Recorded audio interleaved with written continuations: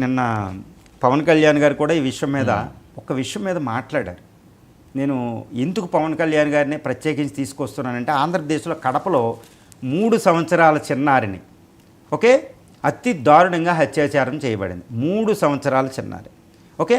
ఇలాంటి విషయాలు ఒకటే కాదు, వేలాది ప్రతిరోజు పేపర్లో వస్తూనే ఉంటాయి.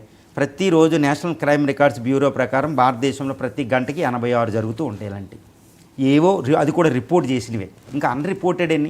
ఇది స్త్రీ అంటే ఇప్పుడు భారతదేశంలో నేను ఒకటే చెప్తున్నానండి, ఒక ఆడపిల్లని కన్న తండ్రి వేదన మామూలుగా ఉండదు. అరే నా కూతురు ఏం చేస్తుంది, ఈ సందర్భంలో ఏముంటుంది, నా భార్య బయటికి వెళ్ళింది తిరిగి వస్తుందా, మా అమ్మ 80 సంవత్సరాలు బయటికి వెళ్ళినా ఆవిడ ఎలా ఉందో, ఏం చేస్తున్నారో అంటే ఒకటే చెప్తున్నానండి. భారతదేశంలో కొన్ని నెలల పసికందు నుంచి 90 సంవత్సరాల వృద్ధురాలు వరకే రక్షణ లేదు.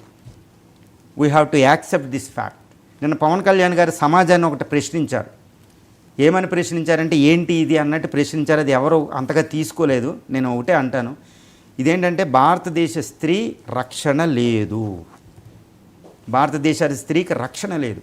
ఒక ద్రౌపది రామాయణంలో నేను ఒకటే ఎందుకు చెప్తున్నానంటే, చరిత్ర సంస్కృతికి వెళ్ళాలి. స్త్రీని దేవతగా చూసే ఒక తరం ఇది భారతదేశం సంస్కృతికి సంబంధించి. మీరు అడిగేవారు కాబట్టి చెప్తున్నా, విషయం ఉంది కాబట్టి చెప్తున్నా. రామాయణంలో అహల్య, తార, సీత అంత పవర్ఫుల్ అంట ద్రౌపది. అలాంటి ద్రౌపదిని సెక్షువల్ హరాస్మెంట్ ఎంతమంది చేశారండి? కీచకుడు, జరాసంధుడు, దుశ్శాసనుడు, ఇంతమంది చేస్తారు. లాస్ట్లో శ్రీకృష్ణుడు దుశ్శాసనుని ఎలా చంపిస్తాడో తెలుసా? భయంకరంగా చంపించి చేతులు పీకిచ్చి రొమ్ము విరిచి రక్తం తాగిచ్చి 14 సంవత్సరాల తర్వాత ద్రౌపది తల రక్తంతో ముడేసుకుని శ్రీకృష్ణుడు ఉపదేశం ఇస్తాడు. స్త్రీని చెరపట్టడానికి ప్రయత్నిస్తే, స్త్రీ జోలికి వస్తే, వాళ్ళ మానానికి అవమానం జరిగితే, వాళ్ళ శీలాలకు అవమానం జరిగితే, ఇది భవిష్యత్ భారతానికి మెసేజ్ అని ఇస్తారండి. ఈరోజు శ్రీకృష్ణుని మనం స్మరించుకోవాలనుకుంటా. వాళ్ళకి ఏ పనిష్మెంట్ ఇచ్చినా తగ్గుతులే. తర్వాత రామాయణంలో రాముడు అంటోడు సీతని అపహరించినందుకు ఎలాంటి శిక్ష వచ్చిందో చూడండి.